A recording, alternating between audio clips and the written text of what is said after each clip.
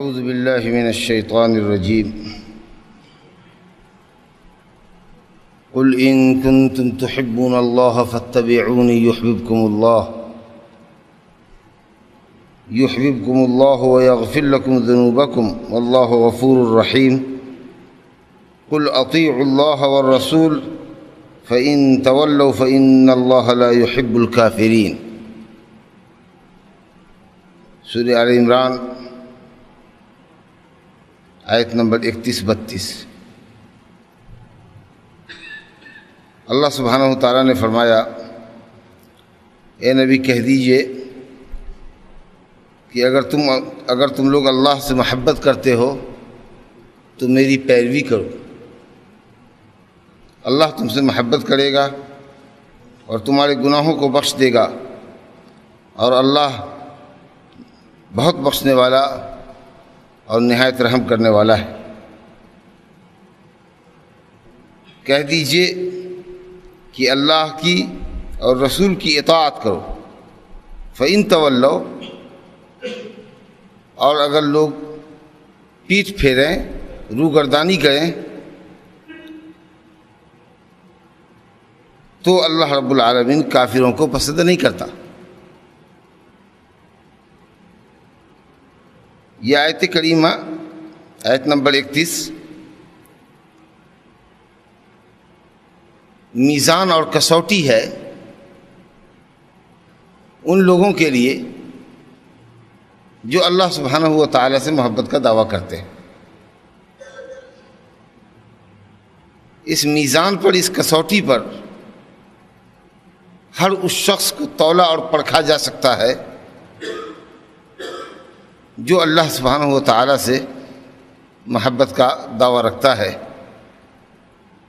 کہ آیا اس کی محبت سچی اور حقیقی ہے یا محض دعویٰ ہے. یہ آیت دو ٹوک فیصلہ کرتی ہے کہ جو بھی شخص اللہ سبحانہ و تعالیٰ سے محبت کا دعوے دار ہو لیکن وہ شرع محمدی اور دین محمدی پہ نہ ہو، سنت کی شاہراہ سے ہٹا ہوا ہو، تو وہ آدمی اپنے دعوی محبت الہی میں جھوٹا ہے. اور اللہ سبحانہ و تعالیٰ سے محبت کا دعویٰ اس کا اس وقت تک صحیح نہیں ہو سکتا جب تک کہ وہ اپنے عقائد میں، اپنے اقوال میں اور افعال میں شرع محمدی کی کامل پیروی نہ کرے. گویا اس میں اللہ سبحانہ و تعالیٰ نے اتباع رسول صلی اللہ علیہ وسلم کو محبت الہی کا میزان قرار دیا ہے.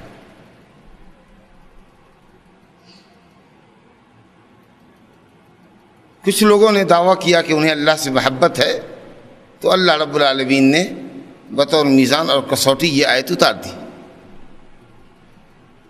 اب اتباع رسول کے آئینے میں ہر شخص اپنے آپ کو دیکھے کہ وہ کس قدر شرع محمدی کا پیروکار، سنت نبوی سے کس قدر اس کو محبت ہے، کس قدر نبی کریم صلی اللہ علیہ وسلم کی ذات گرامی کو وہ اپنے لیے اسوہ حسنہ سمجھتا ہے اور اپنے آپ کو سنت کے سانچے میں ڈھالتا ہے.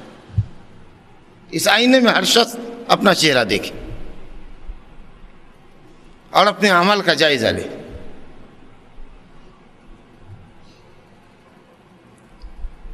آگے اللہ رب العالمین نے فرمایا کہ اگر تم رسول اللہ صلی اللہ علیہ وسلم کی پیروی کرنے لگو گے تو اللہ سبحانہ و تعالیٰ تم سے محبت کرے گا. پہلے تم محب تھے، محبت کرنے والے تھے، اب اللہ محبت کرنے والا ہو گیا، تم اس کے محبوب ہو گئے. اور یہ بڑا اعزاز ہے کہ اللہ کسی سے محبت کرنے لگے. کمال یہ نہیں ہے کہ آدمی محبت کرنے والا ہو، کمال یہ ہے کہ وہ محبوب ہو. محب سے بڑا مقام ہوتا ہے محبوب کا. رسول اللہ صلی اللہ علیہ وسلم کی پیروی کرنے کے نتیجے میں اللہ سبحانہ و تعالی محب اور بندہ محبوب ہو جاتا ہے. سبحان اللہ العظیم. وَيَغْفِرْ لَكُمْ ذُنُوبَكُمْ. اور ثمرات اور فوائد ملاحظہ کیجئے کہ اتباع رسول کے نتیجے میں اللہ سبحانہ و تعالیٰ تم سے محبت کرے گا اور تمہارے گناہوں کو بھی بخش دے گا. واللہ غفور الرحیم. اب یہ اتباع رسول کی حقیقت کیا ہے؟ کہ اتباع رسول کی حقیقت یہ ہے کہ جو شریعت محمد صلی اللہ علیہ وسلم کے ذریعے تم تک پہنچی ہے اللہ کی کتاب کی شکل میں اور نبی صلی اللہ علیہ وسلم کی صحیح حدیثوں کی شکل میں، ان کی بجاوری کیجیے. قل اطیعوا اللہ والرسول، اللہ کی اطاعت کیجیے، یعنی اللہ رب العالمین کی کتاب کی پیروی کیجیے. اطیعوا الرسول، رسول کی پیروی کیجیے یعنی نبی صلی اللہ علیہ وسلم کی سنت کی پیروی کیجیے.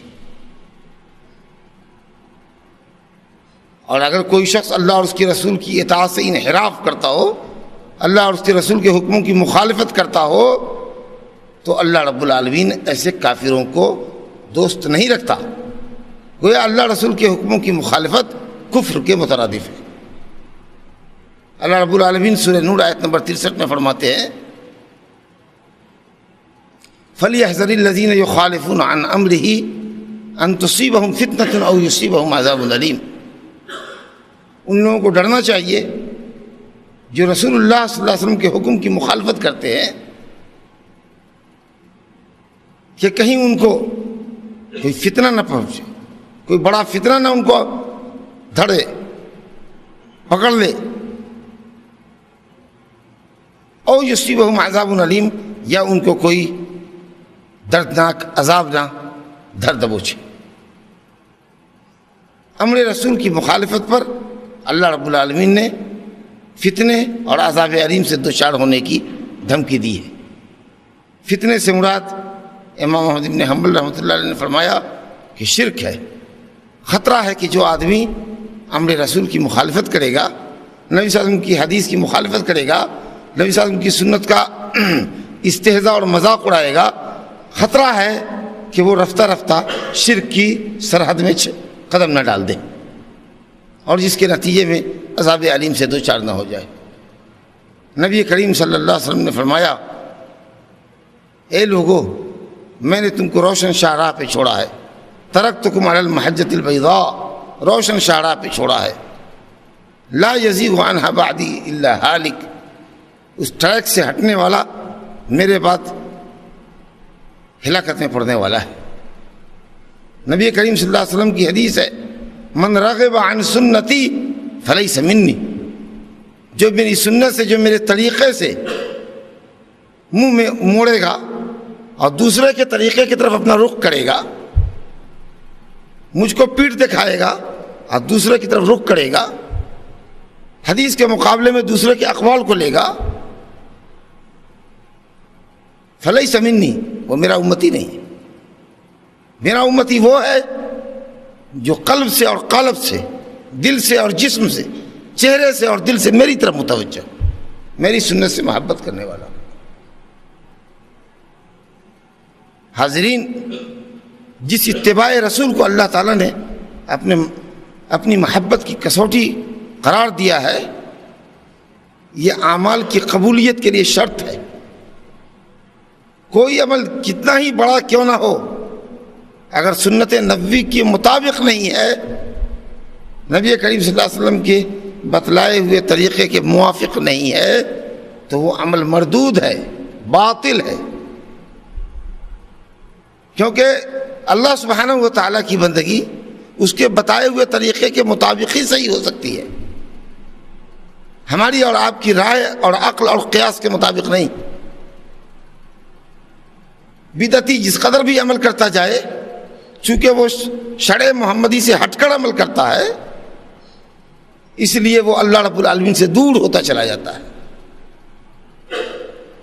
نبی کریم صلی اللہ علیہ وسلم فرمایا من عمل عملا لیس علیہ امرنا فہو رد، جس کسی نے کوئی بھی عمل کیا بڑا یا چھوٹا، لیس علیہ امرنا، لیکن اس کے اس عمل پر ہماری طرف سے حکم نہیں ہے، سنت میں اس کی دلیل نہیں ہے، تو وہ عمل اپنے آپ میں کتنا ہی بڑا کیوں نہ ہو اور کتنی ہی حسن نیت سے کیوں نہ انجام دیا گیا ہو، چونکہ ہمارے طریقے کے خلاف ہے، ہمارے حکم کے بموجب نہیں ہے، اس لیے فہو رد، وہ عمل مردود ہے۔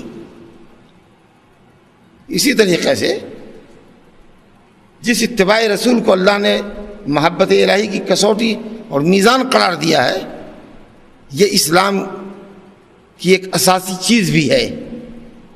ہم کلمے میں پڑھتے ہیں، کلمہ توحید و رسالت میں، اشہد ان لا الہ الا اللہ و اشہد ان محمد رسول اللہ۔ اللہ سبحانہ و تعالیٰ کی وحدانیت کا اقرار اس وقت تک صحیح نہیں ہو سکتا جب تک کہ ہم اپنے عمل سے اپنی بندگیوں کو اللہ کے لیے خالص نہ کر دیں۔ جب تک کسی بندے کا عمل اللہ کے لیے خالص نہ ہو، اس وقت تک لا الہ الا اللہ کا اقرار صحیح نہیں ہو سکتا۔ اسی طریقے سے جب تک کسی بندے کا عمل نبی صلی اللہ علیہ وسلم کی سنت کے مطابق نہ ہو، اس وقت تک اس کا اشہد ان محمد رسول اللہ، اشہد ان محمد رسول اللہ کا اقرار صحیح نہیں ہو سکتا۔ آپ محمد صلی اللہ علیہ وسلم کو اللہ کا رسول بھی مانتے ہیں اور ان کے طریقے کو فالو بھی نہیں کرتے، یہ اقرار کیسے صحیح ہوگا؟ اللہ تعالیٰ نے فرمایا سورہ کہف آیت نمبر 110 میں، فمن کان یرجو لقاء ربہ فلیعمل عملا صالحا ولا یشرک بعبادۃ ربہ احدا۔ اگر کوئی شخص اللہ رب العالمین سے ملاقات کا آرزو مند ہو تو اس کو چاہیے کہ وہ نیک عمل کرے اور رب تعالیٰ کی بندگی میں کسی کو شریک نہ کرے۔ نیک عمل کا مطلب ہے شرع محمدی کے موافق عمل کرے، سنت رسول کے مطابق عمل کرے، اور پھر خالص عمل کرے اللہ کی رضا کے لیے۔ جس طریقہ سے عمل کے لیے اخلاص ضروری ہے، اللہ کی رضا جوئی کا جذبہ، اسی طریقے سے عمل کے لیے سنت رسول کی پیروی بھی ضروری ہے۔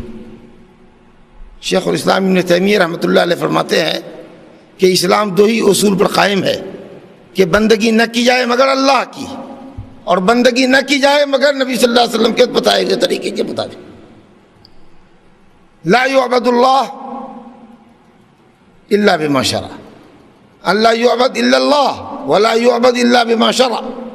ہرگز بندگی نہ کی جائے مگر اللہ کی، اور پھر بندگی نہ کی جائے مگر نبی صلی اللہ علیہ وسلم کے بتائے ہوئے طریقے کے مطابق۔ اتباع رسول کامیابی کی اور جنت کی بھی ضمانت دیتا ہے۔ صحیح بخاری کی حدیث ہے، نبی صلی اللہ علیہ وسلم فرمایا کل امتی یدخلون الجنت الا من ابا، قالوا ومن یابا یا رسول اللہ؟ قال من اطاعنی دخل الجنہ ومن عصانی فقد ابا۔ میرا ہر امتی جنت میں داخل ہوگا سوائے اس کے جو ابا کرتا ہے، انکار کرتا ہے۔ کہا یا رسول اللہ آپ کا امتی بھی ہے اور انکار بھی کرتا ہے؟ کہا کہ ہاں، جو میری پیروی کرتا ہے وہ میرا امتی ہے، اور جو میرا امتی کہلاتا ہے لیکن پیروی نہیں کرتا تو اس نے تو انکار ہی کیا۔ اگر وہ میرا امتی واقعی ہوتا تو سنت کی پیروی کرتا، میرے حکم کی پیروی کرتا۔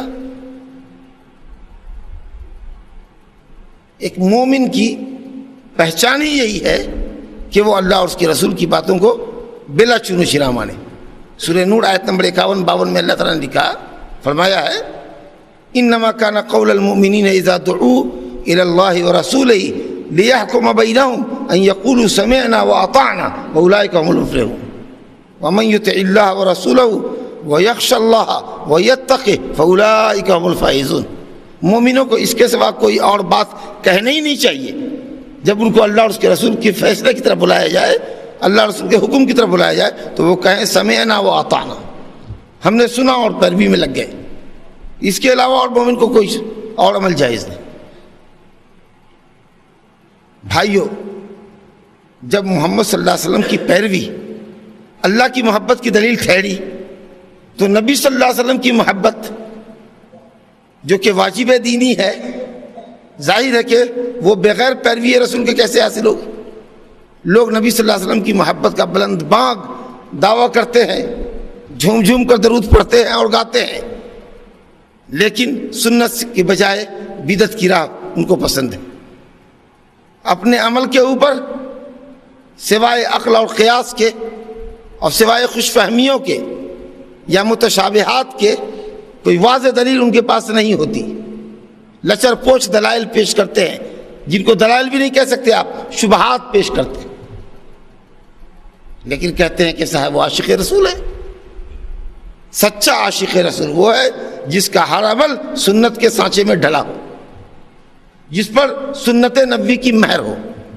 جس عمل پر سنت نبوی کی مہر ہے وہ عمل ہمارے لیے مشروع ہے، جس پر نبی صلی اللہ علیہ وسلم کی سنت کی چھاپ نہ ہو وہ عمل مردود ہے، وہ عمل محدث ہے، بدعتی عمل ہے وہ، اور اس کا کرنے والا مردود ہے۔ شرع محمدی کی پیروی پر اللہ نے اپنی محبت کو موقوف کیا ہے۔ اس سے اس بات کی بھی دلیل ہے کہ دنیا کے جتنے مذاہب کے ماننے والے ہیں، اگر وہ جب تک محمد صلی اللہ علیہ وسلم کی شریعت کی پیروی نہیں کرتے ان کو اللہ کی محبت حاصل نہیں ہو سکتی، اور وہ جنت میں جانے کے اہل نہیں ہو سکتے، خواہ وہ یہود و نصارہ کیوں نہ ہو، دنیا کے کسی مذہب کے ماننے والے کیوں نہ ہو۔ کیونکہ اللہ رب العالمین نے جب اپنی محبت کی کسوٹی رسول اللہ صلی اللہ علیہ وسلم کی پیروی کو گردانا، تو اب محمد صلی اللہ علیہ وسلم کی شریعت کی پیروی کیے بغیر کوئی نجات نہیں پا سکتا۔ اب نجات نہ دین عیسیٰ میں ہے نہ دین موسیٰ کی پیروی کرنے میں۔ اللہ رب العالمین نے یہ عہد اور میثاق تمام انبیاء کرام سے بھی لیا تھا۔ اسی سورہ آل عمران کے اندر آیت نمبر 82 میں اللہ نے فرمایا ہے وَإِذْ أَخَذَ اللَّهُ مِيثَاقَ النَّبِيِّينَ لَمَا آتَيْتُكُم مِّن كِتَابٍ وَحِكْمَةٍ ثُمَّ جَاءَكُمْ رَسُولٌ مُصَدِّقٌ لِّمَا مَعَكُمْ لَتُؤْمِنُنَّ بِهِ وَلَتُنصِرُنَّهُ قال اقررتم واخذتم على ذلكم اسری قالوا اقررنا قال فاشهدوا وانا معكم من الشاهدين۔ اللہ نے تمام نبیوں سے اور رسولوں سے یہ عہد لیا ہے اور ان کے ذریعے ان کی امتوں سے عہد لیا ہے کہ دیکھو تم میں سے کسی کو بھی میں کتاب و حکمت سے نوازوں اور جس مقام اور مرتبے پر بھی تم کو رکھوں، لیکن وہ ایک خاص رسول حضرت علی اور حضرت ابن عباس رضی اللہ عنہما کہتے ہیں کہ وہ رسول محمد صلی اللہ علیہ وسلم ہے کہ تم نبیوں میں سے کسی نبی کے پیریڈ میں اگر وہ خاص رسول یعنی محمد صلی اللہ علیہ وسلم آتے ہیں تو تم ہمیں وعدہ دو، پختہ وعدہ دو کہ تم ان پر ایمان لاؤ گے اور ان کی مدد کرو گے۔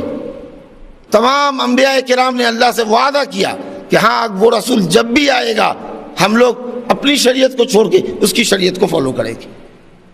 یہ اللہ نے اقرار لیا ہے، کہا فاشہدوا گواہ رہو وانا معکم من الشاہدین، میں تمہارے اقرار پر گواہ ہوں۔ آپ صلی اللہ علیہ وسلم نے فرمایا کہ لو کان موسیٰ حیا، اگر موسیٰ علیہ السلام زندہ ہوتے ما وسعہ الا اتباعی، تو ان کو بھی میری پیروی کے بغیر چارہ نہ تھا۔ اور اخیر زمانے میں الحمدللہ جب حضرت عیسیٰ علیہ السلام دنیا میں اتریں گے، نازل ہوں گے، تو شرع محمدی کے پیروکار ہوں گے، کتاب اللہ اور سنت مصطفیٰ کی روشنی میں فیصلے فرمایا کریں گے۔ میرے بھائیوں، یہی اللہ کی کتاب اور نبی کی سنت اعتصام بحبل اللہ ہے، اللہ کی رسی کو مضبوطی سے پکڑنا ہے، جس کو پکڑنے سے امت متحد رہے گی، ورنہ امت کا شیرازہ بکھر جائے گا۔